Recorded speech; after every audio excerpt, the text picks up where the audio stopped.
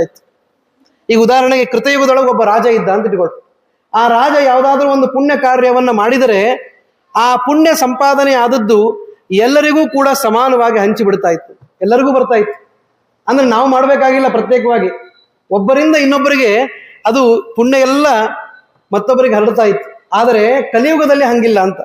ಯಾಕೆ ಅಂದ್ರೆ ಕಲವು ಕರ್ತೈವ ಕೇವಲಂ ಅಂತ, ನಮಗೆ ನಾವೇ ತಾರಕರು. ಆತ್ಮೈವ ಆತ್ಮೈವ ಆತ್ಮನೋ ಬಂಧು ಆತ್ಮೈವ ರಿಪುರಾತ್ಮನಃ ಅಂತ ಕೃಷ್ಣ ಭಗವದ್ಗೀತೆಯಲ್ಲಿ ಹೇಳ್ತಾನೆ. ನಮಗೆ ನಾವೇ ವ್ಯವಸ್ಥೆ ಮಾಡ್ಕೊಳ್ಬೇಕು. ನಾನು ಏನು ಸಂಪಾದನೆ ಮಾಡ್ತೀನೋ ಅದು ನನಗೆ ಲಾಭ ಆಗ್ತದೆ.